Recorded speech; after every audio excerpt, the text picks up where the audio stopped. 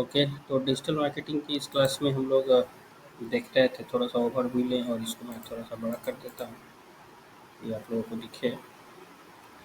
यहाँ तक हम लोगों ने इंट्रोडक्शन लिया था। पहले आप लोग देखे थे कि इंट्रोडक्शन टू डिजिटल मार्केटिंग लिया था। डिजिटल मार्केटिंग का मतलब ही होता है कि ब्रॉड ऑडियंस तक हम लोग पहुँचाएँ अपनी सारी चीज़ों को, ऑडियंस तक पहुँचाएँ, ऑडियंस के सामने पहुँचाएँ, ऑनलाइन माध्यम से पहुँचाएँ, ऑनलाइन मीडियम के थ्रू पहुँचाएँ। प्रीवियस क्लासेस में ये सारी चीज़ें मैंने समझाया था। अब डिजिटल मार्केटिंग का चैनल्स की बात आएगी कि मतलब डिजिटल मार्केटिंग के क्या-क्या चैनल्स होता है। तो बहुत सारा वेरियस चैनल्स हम लोग डिजिटल मार्केटिंग परफॉर्म कर सकते हैं। तो कौन-कौन सा वेरियस चैनल्स होगा? तो जैसे कि डिफरेंट ऑडियंस, क्यों हम लोग अलग-अलग चैनल्स ये प्रेफ़र करते हैं? इस वजह से प्रेफ़र करते हैं कि डिफरेंट ऑडियंस का जो मीडियम होता है या उन तक पहुँचने का जो चैनल होता है, वो डिफरेंट तरीके का होता है। कोई वीडियो के माध्यम से आपके कंटेंट को देखता है या आपके बिजनेस के बारे में जानता है। कोई चाहता है तो सर्च इंजन के थ्रू आपका कंटेंट देखता है या कीवर्ड्स को गूगल सर्च में डालता है और उस हिसाब से आपके कंटेंट को देखता है। कोई फेसबुक के थ्रू आपके कंटेंट को देखता है, कोई इंस्टाग्राम के थ्रू आपके कंटेंट को देखता है। तो अलग-अलग चैनल्स हैं, अलग-अलग मीडियम्स हैं जिससे हम लोग डिजिटल मार्केटिंग अपने बिज़नेस का करते हैं।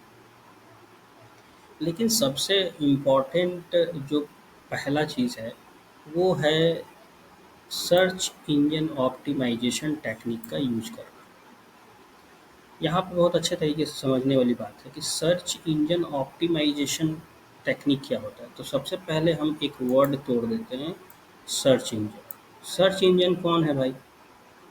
तो सर्च इंजन का मतलब होता है जो कंटेंट को आपके सामने आपके दिए हुए कीवर्ड पे आपके कंटेंट को आपके सामने डिस्प्ले कराता है। जैसे फॉर एग्जांपल एक टैब लेकर के मैं, ये हमारा गूगल आप लोग .com लिखते हैं, तो google.com अगर आप लिखिएगा तो ये क्या है? गूगल एक्चुअल में होता क्या है? तो गूगल, ये जो सामने आ रहा है ये स्क्रीन, ये गूगल क्या है? एक सर्च इंजन, ठीक है? सर्च इंजन में आप कुछ भी सर्च करें, जैसे कोई भी आपका कीवर्ड है, जैसे ADIT कोर्स इन छपरा, कुछ भी आपका कीवर्ड है, आप सर्च करते हैं, तो जो कंटेंट हमारे पहले आता है, जैसे पहले ये वेब गुरु कंप्यूटर साइंस का कंटेंट आ रहा है, फिर आप ये नीचे देख रहे हैं, तो हम लोग जो कंटेंट ऊपर आता है उसी को हम लोग पढ़ते हैं, नीचे के कंटेंट पे तो हम लोग जाते ही नहीं। तो ये हुआ कि ये कंटेंट कैसे हमारा गूगल में ऊपर हो, कैसे हमारा जो बिज़नेस है वो कैसे हमारा गूगल उसको ऑप्टिमाइज़ करे, गूगल कैसे उसको समझे और उसको ऊपर की ओर, यानी कि ये पूरी की पूरी एक लिस्टिंग में हमारा गूगल कैसे उसको ऊपर लेके जाए। तो इस टेक्निक को हम लोग क्या कहते हैं? तो इस टेक्निक को हम लोग बेसिकली कहते हैं सर्च इंजन ऑप्टिमाइजेशन टेक्निक, ठीक है? सर्च इंजन ऑप्टिमाइजेशन टेक्निक में पर्पस क्या होता है कि improve a website visibility in search engine results. मतलब कि आपका जब अगर आप सर्च इंजन ऑप्टिमाइजेशन करेंगे तो सबसे पहला जो नीड है, जो ज़रूरत है, वो किस चीज़ की है? तो आपकी एक वेबसाइट होनी चाहिए। क्योंकि वेबसाइट के बिना एसईओ मुश्किल होता है, और वेबसाइट के बिना मान के चलते हैं कि एसईओ हम लोग जो ऑन पेज एसईओ होता है वो कर ही नहीं पाएंगे, क्योंकि एसईओ का दो टाइप्स होता है, वो आगे हम लोग पढ़ेंगे कि क्या कौन कौन सा एसईओ होता है। बट अभी सबसे पहला जो टाइप है वो है सर्च इंजन के बारे में जानना, उसके बाद ऑन पेज एसईओ के बारे में जानना। तो हम लोग अभी सर्च इंजन ऑप्टिमाइजेशन टेक्निक के बारे में तो बोल रहा है कि improve visibility of your website in the Google search engine. Google search engine है, ठीक है, उसमें भी इम्प्रूव करना अपनी वेबसाइट को। तो ये गूगल सर्च इंजन है। और कोई सर्च इंजन है भाई? तो और भी सर्च इंजन है, जैसे 13tabs.com, 13tabs.com, और भी सारे सर्च इंजन्स हैं। मैं 13 टैब्स इसलिए खोल रहा हूँ क्योंकि इसका नाम कोई नहीं जानता है, बट ये जानना ज़रूरी है कि ये भी एक सर्च इंजन है। और इसलिए मैं इसको खोला क्योंकि ये एक इंडियन सर्च इंजन है। ये जो सर्च इंजन है 13tabs.com, ये इंडिया के जो हैं उनको उनके द्वारा डेवलप है, इंडिया के द्वारा डेवलप है। तो ये आपका 13 टैब याहू भी हमारा एक है, देखिए याहू याहू डॉट कॉम भी हमारा एक सर्च इंजन है।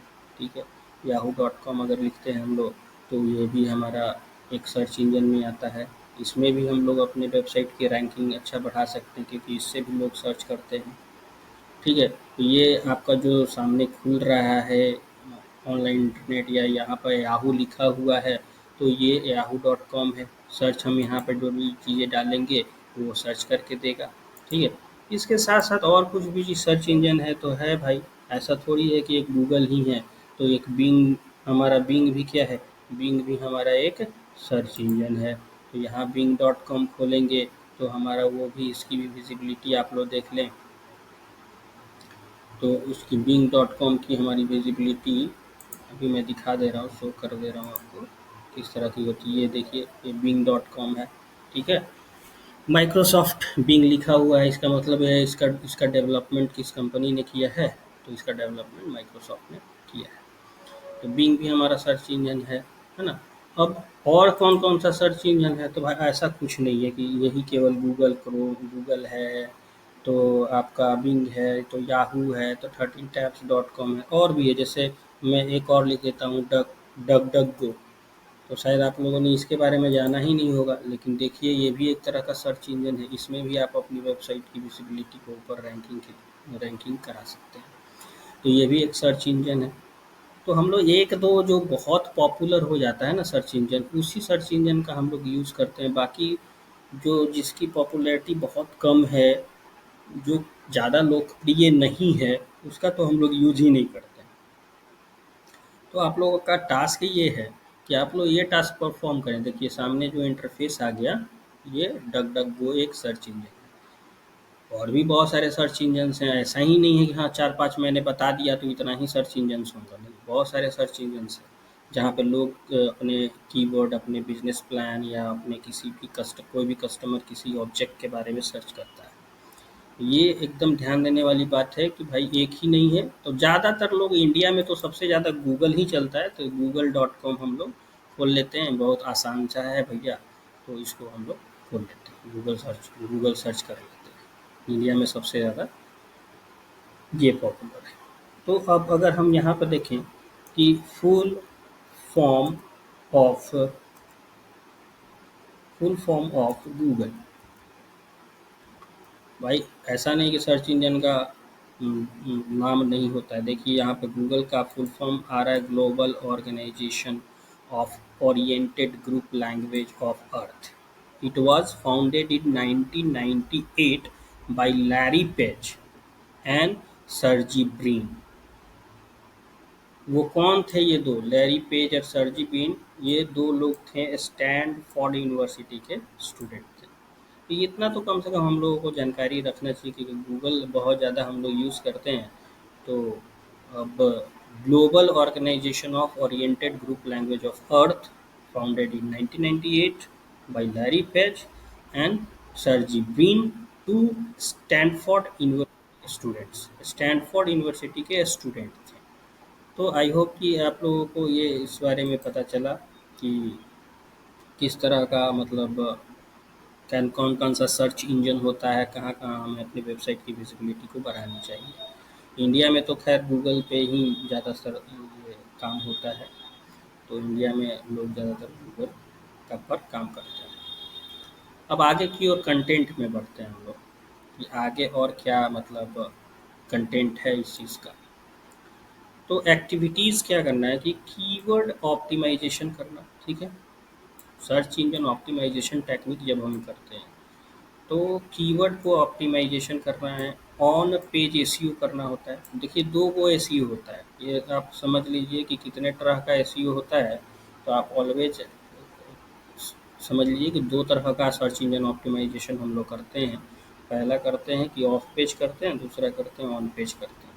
ठीक है, तो ऑफ पेज की बात तो हम लोग बाद में करेंगे, यानी कि पेज के बाहर की बात तो हम लोग बाद में करेंगे। पहले ऑन पेज एसईओ की बात करेंगे, यानी कि जो हमारा वेबसाइट का पेज है उस पे क्या कंटेंट लिखा जाएगा कि गूगल और याहू या बिंग या डकडगो या और भी जो सर्च इंजन्स हैं वो कैसे उसको पढ़ेंगे, रीड करेंगे और अपने रैंकिंग में लाएंगे। तो सबसे पहला और भी चीज़ें हैं, लिंक बिल्डिंग करना, कंटेंट क्रिएशन करना, ये बहुत सारी चीज़ें आती हैं डिजिटल मार्केटिंग। तो कुछ एग्जांपल यहाँ पे आपको दिख रहा है कि मेटा टैग्स। अब ये टैग्स के विषय में जानना है कि ये मेटा नेम, ऑथर, कंटेंट लिखा हुआ है, बेस्ट कंप्यूटर इंस्टीट्यूट इन छपरा, बेस्ट कंप्यूटर इंस्टीट्यूट इन जो भी है आप लिखें, best computer institute in Chhapra, BCA college in Chhapra या बेस्ट कंप्यूटर, ये सब मेटा प्रॉपर्टीज लिखी हुई है। मेटा प्रॉपर्टीज है, नेम है, कीवर्ड है, डिस्क्रिप्शन है,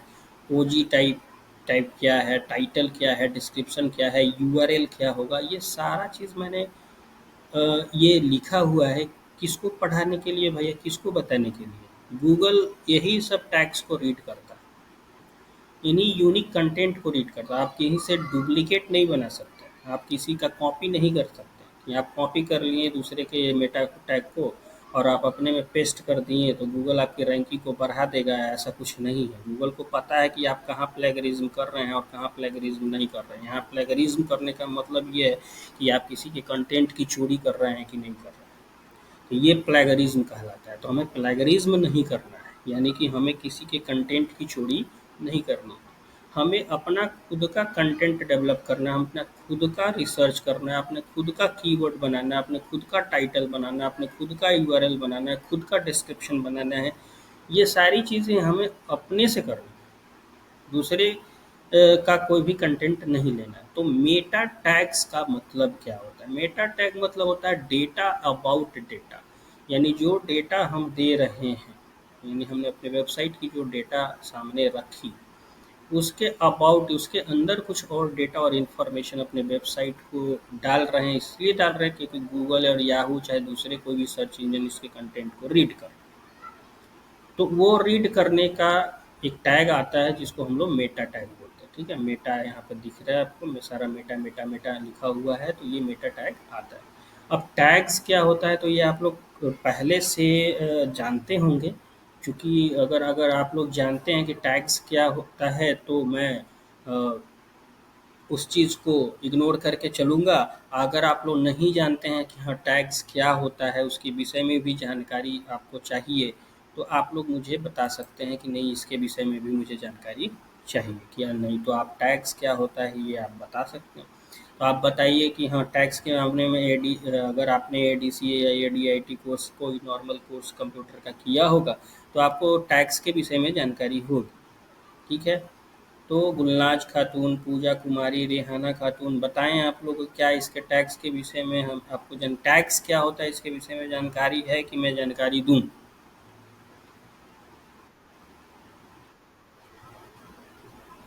क्या बोला आपने, क्लियर नहीं आया आवाज।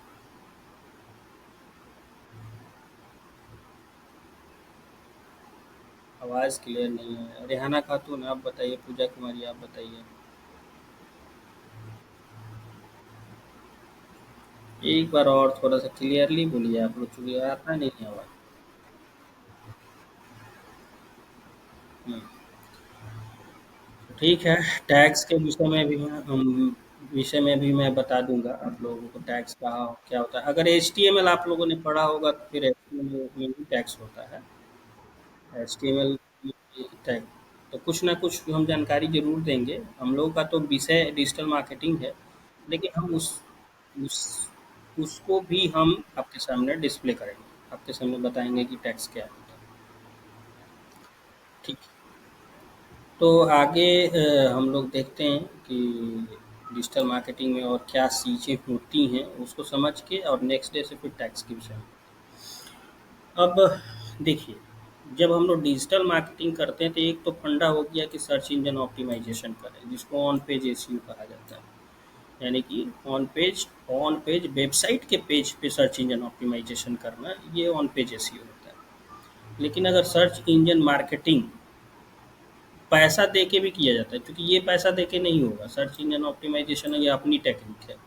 ये हम अपने हिसाब से टेक्निक लगाते हैं, जिससे हमारा गूगल में सारा चीज़ ऊपर उठ के आता है। बट अगर आप चाहते हैं कि नहीं, मेरा एट द सेम टाइम मतलब हम बनाएं और हमारा तुरंत से रैंकिंग होने लगे वेबसाइट, या आपका कंटेंट रैंकिंग होने लगे, लोग ज़्यादा व्यूवर्स बढ़ जाएं, ज़्यादा लोग देखें इसको, तो आप पीपीसी मार्केटिंग करेंगे। पीपीसी मार्केटिंग यहाँ पे लिखा हुआ है, पीपीसी मार्केटिंग करेंगे, है ना?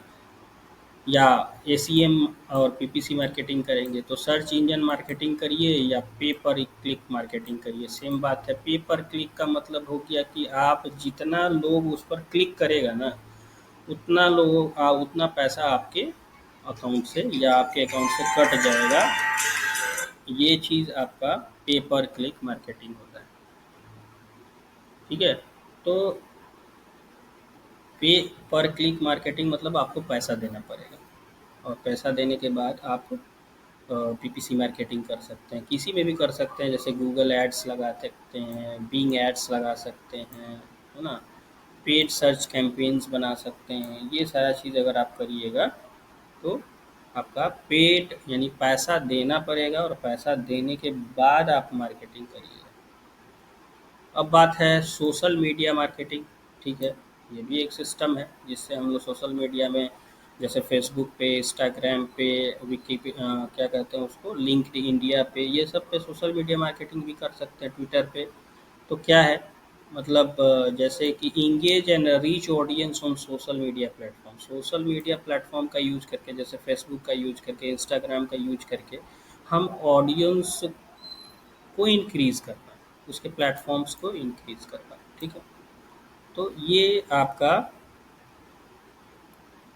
इतना समझ लीजिए कि ये भी आपका सोशल मीडिया जो मार्केटिंग आप कर रहे हैं, तो ये भी पैसा दीजिएगा तो आपका तुरंत व्यूवर्स वगैरह सब कुछ बढ़ जाएगा। इसमें क्या एक्टिविटीज़ करनी होती है, तो कंटेंट की शेयरिंग करनी होती है। सोशल मीडिया पे एडवर्टाइजमेंट हम लोग लगाते हैं, कोई कम्युनिटी बना हुआ है तो उसको इंगेज करते हैं। ठीक है? तो बहुत सारा ग्रुप्स बना हुआ रहता है, कम्युनिटी बना हुआ रहता है सोशल मीडिया पे, उस ग्रुप्स को, उस कम्युनिटी को हम इंगेज करते हैं और अपना एडवर्टीजमेंट उन लोगों को दिखाते हैं, तो वो भी हमारा एसएमएम में आ जाता है, यानी सोशल मीडिया मार्केटिंग में आता है। ठीक है? उस सोशल मीडिया मार्केटिंग में आप यहाँ पे पेज देख रहे हैं कि एक रिसेंट ऐड लगाया गया था, जिसमें आप यहाँ देखिए कि स्पेंट 252 रुपीज़, यानी कि 252 रुपये खर्च हुआ लगभग। ठीक है? एक ऐड में। और उसमें आप पोस्ट इंगेजमेंट देखिए कि 3133 पीपुल ने देखा। ठीक है? ये 3133 लोगों ने देखा। और इंगेज्ड कितने लोग हुए? 692 लोग उसमें इंगेज हुए, यानी उन्होंने इसको लाइक किया, या इन्होंने इस पे मैसेजेस किया, या इन्होंने उस पर कॉल किया। और उसमें टोटल कितना अमाउंट, आपको कितना अमाउंट खर्चा हो गया? 252 अमाउंट खर्चा हो गया। तो आप देख रहे हैं कि 692 पीपल को दिखाने के लिए हमारा अमाउंट 252 ही खर्च हुआ। यानी कि ज़्यादातर ये भी बात होता है कि आप इसमें कम खर्च में ज़्यादा से ज़्यादा लोगों तक पहुंच सकते हैं। तो इसलिए इसका डिमांड बहुत ज़्यादा बढ़ते जा रहा है मार्केट में, और डिजिटल मार्केटिंग की आने वाले में समय में बहुत ज़्यादा डिमांड होगी। ठीक है? तो ये एक बात हो गई। तो अब हम लोग ये देखेंगे कि इसमें कंटेंट मार्केटिंग भी होती है। अब अलग से एसईओ के बाद हम लोग चलते हैं तो कंटेंट मार्केटिंग भी होती है। कंटेंट मार्केटिंग का मतलब क्या है? कुछ लिखना, ब्लॉगिंग करना, वीडियो मार्केटिंग करना, इन्फोग्राफिक्स, ई बुक्स लिखना, वाइट पेपर्स लिखना। तो ये कंटेंट ब्लॉगर क्या करते हैं? ब्लॉगर बताते हैं कि भैया ये चीज़ देखिए, मैं आज यहाँ आया, यहाँ पर लोकेशन इतना बढ़िया, तो उसको ब्लॉगिंग करते हैं, बताते हैं ना वीडियो में ये सारी चीज़ें। वीडियो बनाया, जैसे अभी मतलब कुछ बन रहा है, चैनल पर डाल दिए वीडियो, अपने यूट्यूब वीडियो बनाया, चैनल पर डाला, तो वीडियो मार्केटिंग भी कंटेंट मार्केटिंग में ही आती है। ग्राफिक्स मार्केटिंग किया, कुछ ई बुक्स यानी कि वैसा बुक्स लिखा गया जो इंटरनेट पे अपलोड करके आप देख सकते हैं। तो ये कंटेंट मार्केटिंग का पार्ट है। अब दूसरा एफिलिएट मार्केटिंग भी किया जाता है। जैसे एफिलिएट मार्केटिंग का मतलब क्या है?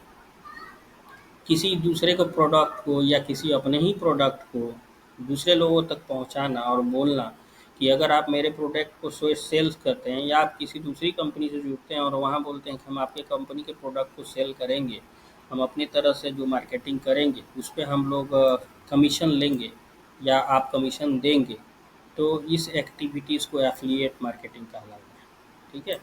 तो ट्रैकिंग लिंक्स को ट्रैक करवाना, कमीशन स्ट्रक्चर तैयार करना, लोग आपके प्रोडक्ट को सेल करेंगे तो उनको कमीशन देना, ये सब एफिलिएट मार्केटिंग में आ जाता है। ठीक है? अब उसके बाद नेक्स्ट है वीडियो मार्केटिंग भाई। तो वीडियो मार्केटिंग में जस्ट अभी हमने डिस्कस किया था कि यूट्यूब मार्केटिंग होता है, वीडियो एड्स की मार्केटिंग होती है, लाइव स्ट्रीमिंग दिखाया जाता है, लाइव क्लासेस दिखाए जाते हैं, लाइव वीडियो दिखाए जाते हैं। तो ये सारा सब जो है ये सब क्या आता है, लाइव स्ट्रीमिंग में आता है। तो यूट्यूब मार्केटिंग, वीडियो एड्स दिखाना, लाइव स्ट्रीमिंग करना, ये सब चीज़ वीडियो मार्केटिंग का पार्ट होता है। तो वीडियो भी बनाना आप लोगों को सीखना होगा। तो ये चीज़ आज हम लोग पढ़ लिए। ठीक है? डिजिटल मार्केटिंग का इतना सारा पार्ट पढ़ लिया। और डिजिटल मार्केटिंग क्या होता है, कैसे होता है, एसएमएम क्या होता है, पेपर क्लिक क्या होता है ना? उसके बाद एसईओ क्या होता है, इन सारी चीज़ों को हम लोगों ने आज पढ़ा। लेकिन एक प्रॉब्लम आ रहा है, प्रॉब्लम क्लासेस में ये आ रही है कि टैक्स के बारे में आप लोगों को जानकारी नहीं।